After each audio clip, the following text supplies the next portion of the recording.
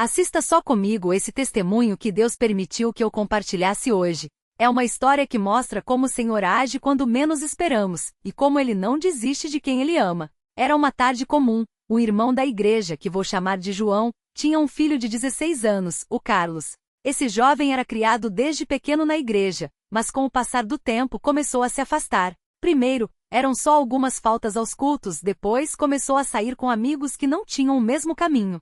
A mãe, Irmã Maria, orava todos os dias por ele, mas o coração do rapaz parecia cada vez mais endurecido. Até que um dia Carlos falou assim para a mãe: "Eu não vou mais para a igreja. Não quero saber de Deus. Não quero saber de nada disso." A Irmã Maria ficou abalada, mas não discutiu. Só respondeu: "Filho, eu vou continuar orando por você." E assim fez. Todas as noites, antes de dormir, ela se ajoelhava e pedia a Deus que tocasse no coração do filho. O tempo foi passando, e Carlos se envolveu com más companhias. Começou a frequentar lugares que não eram bons, a ouvir músicas que não edificavam, e a mãe, mesmo com o coração apertado, não desistiu de orar. Até que numa noite depois de um culto, a Irmã Maria sentiu uma palavra no coração: "Teu filho é como um peixe que está preso no anzol da graça. Eu vou puxar esse anzol no tempo certo." Ela não entendeu muito bem, mas guardou aquilo no coração e continuou orando. Até que certo dia, Carlos começou a sentir umas dores fortes no corpo. No começo achou que era só cansaço, mas as dores foram aumentando. Os médicos fizeram exames e descobriram que ele estava com uma doença séria, que precisava de tratamento urgente. A família ficou desolada, mas a Irmã Maria, mesmo com o coração apertado, disse: "Deus sabe o que faz. Vamos confiar nele." Os dias foram passando e Carlos, mesmo doente, começou a pensar na vida. Lembrou das orações da mãe, dos cultos que frequentava, das palavras que ouvia na igreja. E numa noite, enquanto estava deitado na cama, sentiu um desejo forte de voltar para a casa de Deus. No dia seguinte, falou para a mãe: "Mãe, eu quero ir para a igreja." A Irmã Maria não disse nada, só abraçou o filho e chorou de alegria. No domingo seguinte, Carlos foi ao culto. Quando entrou na igreja, sentiu uma paz que não sentia há muito tempo. Durante a pregação, o irmão que estava falando disse: "Deus está chamando alguém aqui hoje. Alguém que estava perdido, mas ele não desistiu. Ele está dizendo: volte para mim que eu vou te restaurar." Carlos sentiu que aquela palavra era para ele. No final do culto, foi até a frente e pediu para ser batizado. Quando desceu as águas, sentiu uma alegria que não conseguia explicar. Depois do batismo, começou a se tratar, e aos poucos a doença foi melhorando. Os médicos não entendiam, mas Carlos sabia, era Deus agindo. Hoje Carlos está firme na igreja, serve a Deus com alegria, e a família está unida. Ele sempre diz: "Deus não desistiu de mim. Mesmo quando eu me afastei, Ele estava me esperando. E hoje eu e a minha casa servimos ao Senhor. Glória ao nome santo do Senhor." Que esse testemunho seja uma bênção na vida de cada um. Se Deus fez isso na vida desse jovem, Ele pode fazer na sua também. Fique firme, não saia do lugar, porque a obra que Deus começa, Ele termina. Amém. Assista só comigo esse detalhe que vai abalar a sua fé. Depois que Carlos foi batizado, as coisas não ficaram fáceis. O adversário não gosta de ver uma alma resgatada, e ele tentou de tudo para fazer aquele jovem desistir, mas Deus já tinha um plano. A primeira batalha foi no corpo. Mesmo depois do batismo, as feridas do fogo selvagem ainda doíam, e os médicos diziam que a recuperação seria lenta. Alguns irmãos com boa intenção falavam: "Irmão, se você tiver mais fé, vai sarar mais rápido." Mas Carlos ouvia em silêncio e respondia: "Deus sabe o tempo de tudo. Se Ele quis que eu passasse por isso, é porque tinha um propósito."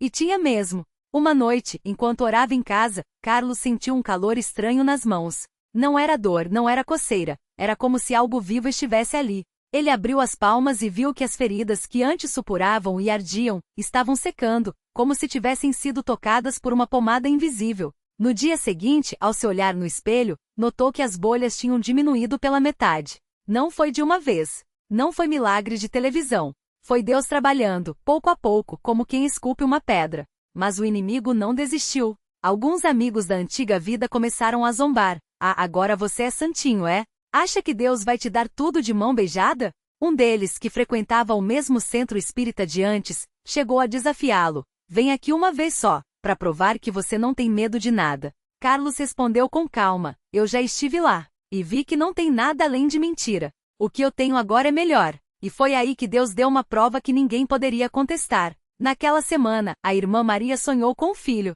No sonho, ela via Carlos de pé em um lugar escuro, e uma voz dizia: ele já foi pescado, mas ainda tem um anzol preso nele. Quando ela acordou, não entendeu. Mas no culto daquele domingo, o irmão que pregava falou exatamente isso. Há irmãos aqui que já foram resgatados, mas ainda carregam um anzol do passado. Deus está dizendo: deixa eu tirar, para você ser livre de verdade. Carlos chorou. Ele sabia que aquele anzol eram as lembranças daquela noite no centro espírita, quando o Espírito tinha falado através dele. Mesmo batizado às vezes em momentos de fraqueza, aquelas palavras voltavam à sua mente como um eco. Então, ele fez o que a mãe sempre fez, dobrou os joelhos. Naquela noite em oração, Carlos sentiu como se uma mão invisível tirasse algo de dentro dele. Não doeu. Não teve gritos. Só uma paz tão grande que ele não conseguia parar de chorar. No dia seguinte, acordei e percebeu. As marcas da doença tinham sumido quase por completo. E mais importante, aquela voz que às vezes sussurrava em seus pensamentos se calou para sempre. Glória a Deus! Gritou ele, levantando as mãos. Mas a história não parou por aí. Um ano depois, aquele mesmo amigo que o desafiara a voltar ao centro espírita apareceu na porta da casa de Carlos. Estava pálido, tremendo. Eu não aguento mais, disse. Tudo que eu tocava dava errado. Sonhava com coisas ruins. E ontem eu tive um sonho. Sonhei que você estava de pé, e eu caído no chão, e uma voz falava: ele serve a Deus, e você serve a quem? Carlos não precisou dizer nada.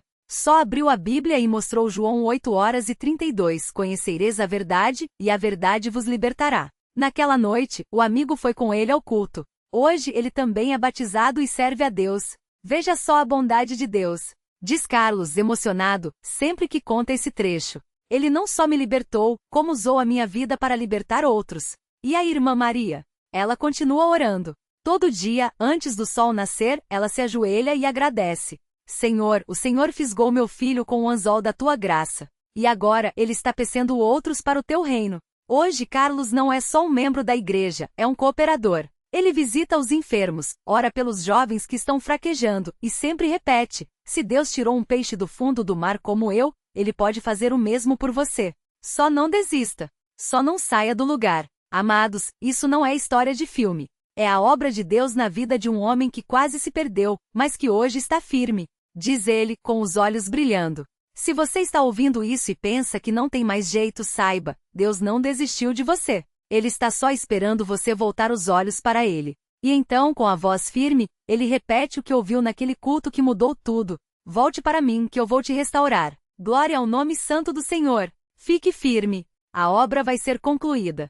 A obra continua. Novos desafios e a fidelidade que vence. Carlos nunca esqueceu aquele domingo, quando, depois de anos afastado, ele voltou a pisar no salão da igreja. O cheiro da madeira envernizada, o som dos hinos cantados em uníssono, o silêncio reverente antes da oração, tudo aquilo que um dia lhe pareceu monótono agora era como um porto seguro. Mas ele sabia, a batalha não havia terminado. O adversário não desiste tão fácil de uma alma que foi resgatada. A provação que veio como onda. 3 meses depois do seu batismo, Carlos começou a sentir um cansaço estranho, como se o corpo pesasse mais do que o normal. Achou que era só o ritmo do trabalho, ele tinha voltado a trabalhar como mecânico e as jornadas eram longas. Mas então vieram as manchas vermelhas nos braços, pequenas no começo, depois se espalhando como queimaduras. Irmão, isso parece fogo selvagem, disse o cooperador que o visitou, ao ver as feridas já abertas, cheias de líquido. Carlos lembra como se fosse hoje. Eu senti um medo que gelou meu sangue. Não era só a dor física. Era como se o inimigo estivesse rindo. Você achou que tinha escapado? Mas dessa vez ele não correu para o mundo. Foi direto para a igreja. 2. A igreja que ora e a mãe que não desiste. A irmã Maria, ao ver o filho daquele jeito, não chorou. Só ajoelhou, pegou na mão dele e disse: Filho, Deus não faz obra pela metade. Se ele te tirou do fundo do mar, ele vai te curar. Mas você tem que ficar firme. E a igreja orou. Não foi uma oração rápida, daquelas que a gente faz só por formalidade. Foi uma batalha espiritual silenciosa. Os irmãos se reuniram em círculo ao redor de Carlos, e por 40 minutos, só se ouviu o som de vozes suplicando a Deus, algumas em línguas, outras em português, mas todas com a mesma fé. Senhor, o sangue de Jesus tem poder. Deus, Tu és maior do que qualquer doença. Lembra, Senhor, que este irmão é Teu. Carlos conta que naquele momento sentiu algo quebrar dentro dele. Não foi a dor que sumiu na hora, as feridas ainda ardiam, mas foi como se uma corrente invisível se rompesse. Eu vi, irmãos, como se fosse um filme, uma mão enorme como de ferro esmagando uma serpente que estava enroscada nas minhas pernas. E ouvi uma voz: isso não vai te matar. Isso vai te fortificar. 3. A cura que veio no tempo de Deus. Não foi instantâneo. Por 6 meses, Carlos continuou com as feridas, tomando remédios, fazendo curativos. Mas cada domingo, ele estava na igreja. Cada quarta-feira, na reunião de oração. E a cada semana as feridas iam secando, até que um dia, o médico olhou para ele e disse: isso não faz sentido. Fogo selvagem não some assim. Mas, está curado. Carlos sorriu e respondeu: doutor, tem alguém maior do que a medicina. E ele decidiu me curar. Hoje ele não tem nenhuma cicatriz, nem sinal do que um dia foi uma doença que poderia tê-lo deixado aleijado. Deus não só cura, ele apaga a marca do sofrimento. Porque quando ele restaura, não deixa vestígio do que o inimigo tentou fazer. 4. O chamado para servir. Agora você vai pescar. Depois da cura, Carlos sentiu um fogo no peito, não de doença, mas de paixão pela obra de Deus. Ele começou a visitar hospitais, orando por enfermos. Muitos se curaram, outros não, mas todos ouviram uma mensagem: Deus não desistiu de você. Mesmo que a cura não venha como você quer, Ele está no controle. Um dia, um jovem chamado Rafael, de 19 anos, estava internado com uma doença rara. Os médicos tinham dito que ele não ia durar uma semana. Quando Carlos entrou no quarto, o rapaz estava desanimado, olhando para o teto. Irmão, eu não aguento mais orar. Já pedi tanto. Carlos sentou na beira da cama e contou sua própria história. Do afogamento espiritual, da mãe que orou, da doença que veio como onda, mas da vitória que chegou. Rafael, Deus não está surdo. Ele está te preparando para algo maior do que você imagina. Mas você tem que confiar até o fim. 3 dias depois, Rafael recebeu alta. Os médicos não tinham explicação. Hoje, ele é batizado e serve na mesma igreja que Carlos. Esse moço era um peixe quase morto. Mas Deus o fez de volta. E agora? Agora ele está pescando outros.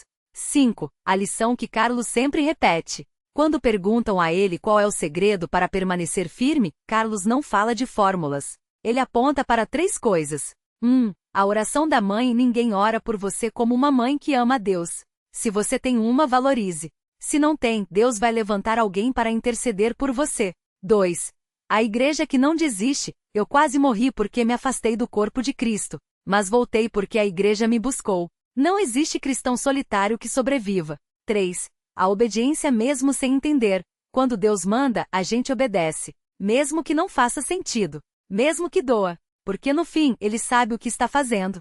6. O desafio final. O inimigo não esquece de você. Carlos não esconde, o adversário ainda tenta. Há 2 anos, um antigo amigo da época da praça apareceu com uma proposta. Carlos, você era o melhor na roda de samba. Vamos fazer um pagode aqui perto. Só uma vez. Ninguém vai saber. Ele olhou nos olhos daquele homem e respondeu: uma vez foi o suficiente para eu quase perder tudo. Hoje eu tenho algo melhor para fazer. E levou o homem para a igreja. Ele ficou chocado. Disse que nunca tinha visto um lugar tão silencioso, tão diferente. Hoje, ele está congregando. Porque quando Deus muda uma vida, Ele não muda só a pessoa, Ele muda tudo ao redor dela. 7. A mensagem para quem está lendo, ou ouvindo, isso. Carlos sempre termina seu testemunho do mesmo jeito, olhando nos olhos das pessoas. Tem alguém aqui que acha que já se afundou demais? Que acha que Deus não quer mais saber de você? Ele faz uma pausa. Mentira do inimigo. Deus não desiste.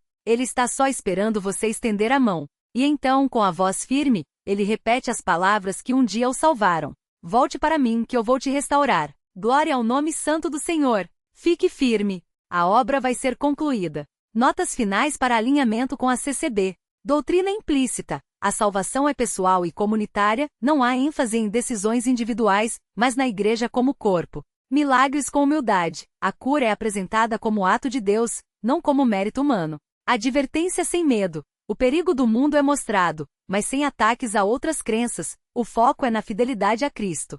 Chamado à ação. Sempre termina com um convite claro: volte e fique firme sem pressões emocionais. Este relato segue o padrão oral da CCB, ideal para ser compartilhado em cultos, reuniões de jovens ou visitas a enfermos. A estrutura permite que o ouvinte se identifique, seja com o afastamento, a doença ou a restauração, e saia edificado. E hoje, irmãos, eu estou aqui de pé não por mérito meu, mas pela misericórdia dê àquele que não desiste. Ele faz uma pausa, olha para o chão por um instante, como se revivesse cada passo daquela jornada. Depois, levanta a cabeça com um sorriso tranquilo, daquele que já passou pelo fogo e sabe que não foi consumido. Quando eu fui batizado, irmãos, não foi só a água que me cobriu. Foi o poder de Deus. E quando saí daquelas águas, eu senti uma coisa que não dá para explicar. Era como se o Senhor estivesse dizendo: agora você é meu, e o que era teu, eu vou restaurar. Ele conta que nos dias seguintes ao batismo, as feridas começaram a secar. Não foi de uma hora para outra, porque Deus não costuma fazer as coisas assim, para ninguém duvidar que é obra dele. Mas a cada semana, as bolhas iam sumindo, a pele ia sarando, e o médico, que antes só balançava a cabeça, começou a ficar sem palavras. O doutor me olhava e dizia: isso não tem explicação. E eu sorria por dentro, porque sabia muito bem quem estava fazendo aquilo. Não era remédio, não era pomada, era a mão de Deus, irmãos. A mesma mão que me tirou do lamaçal e me pôs sobre a rocha. A família restaurada. Ele lembra do dia em que sua mãe, aquela que tanto orou em silêncio, entrou no quarto e viu as marcas sumindo. Não disse nada.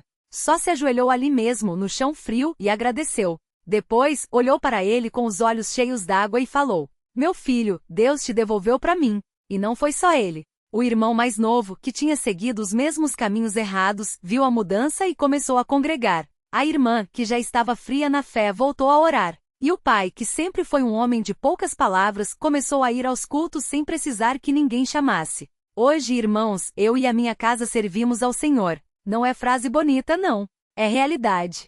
Porque quando Deus toca uma vida, Ele não toca só uma, Ele toca uma geração. A provação que veio depois. Mas Ele não esconde, não foi tudo fácil. Alguns meses depois da cura, veio uma tentação forte. Um antigo amigo da época da praça apareceu, dizendo que só queria conversar. Ele sabe que muitos aqui entendem o que é isso. O inimigo não desiste fácil quando perde uma alma. Eu quase caí, irmãos. Quase. Mas quando eu estava prestes a dar um passo para trás, lembrei da voz da minha mãe orando, lembrei das águas do batismo, lembrei da promessa que eu tinha feito a Deus. E falei: não. Dessa vez, eu não vou. Ele conta que na mesma hora sentiu uma paz no coração, como se o Espírito Santo estivesse dizendo: fique firme. Você já é meu. E sabe o que aconteceu com aquele amigo? Nunca mais apareceu. Porque quando a gente resiste ao diabo, ele foge. Não é força nossa, é poder de Deus.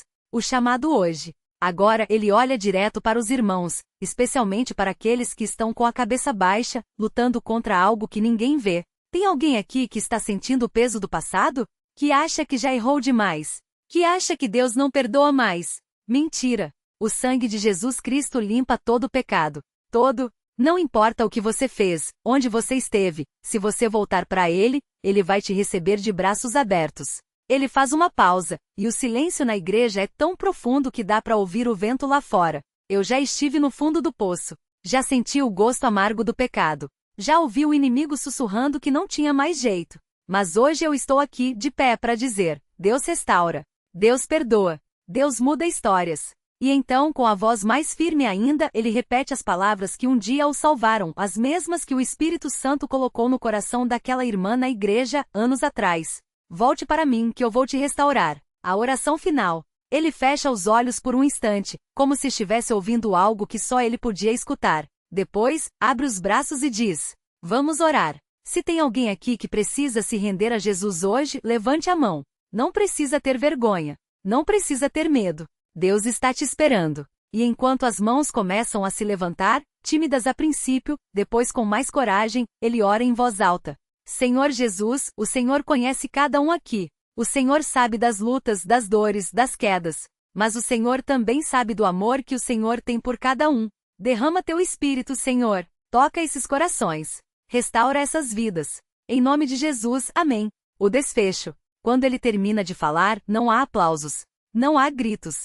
Só um silêncio sagrado, daquele tipo que só existe quando o Espírito Santo está trabalhando. Alguns irmãos choram. Outros simplesmente ficam de cabeça baixa, absorvendo cada palavra. E então, como se fosse um eco do céu, um irmão lá do fundo levanta a voz e diz: glória ao nome santo do Senhor. E a igreja responde como um só corpo: glória ao nome santo do Senhor. Ele sorri porque sabe, a obra continua. E Deus é fiel. Fique firme, irmão. Fique firme, irmã. A obra vai ser concluída. Fim do testemunho. Notas para a fidelidade ao estilo da CCB. 1. Doutrina implícita, não pregação. A mensagem de restauração e fidelidade está na história, não em um sermão. 2. Milagre com naturalidade. A cura é contada como processo, não instantânea, evitando sensacionalismo. 3. Advertência sem condenação. O amigo que tentou desviá-lo é mencionado sem ataques, o foco é na vitória em Cristo. 4. Chamado claro, sem pressões. O convite ao arrependimento é direto, mas sem manipulação emocional. Levante a mão é comum na CCB, mas sem contagem ou apelos dramáticos. 5. Glorificação a Deus, não ao homem. O narrador se apresenta como instrumento, não como herói. Frases como não por mérito meu e Deus restaura reforçam isso. 6. Linguagem comunitária. Uso de irmãos, a minha casa serve ao Senhor, e nós, não eu, reflete a ênfase da CCB na igreja como família. Para uso em cultos. Ideal para reuniões de jovens, mostra o perigo do mundo versus a fidelidade. Poderoso em visitas a enfermos, a cura progressiva dá esperança sem prometer milagres instantâneos. Edificante para famílias, restauração do lar como fruto da obediência. Frase final para reflexão. Deus não olha para onde você esteve. Ele olha para onde você está indo. Volte para Ele hoje.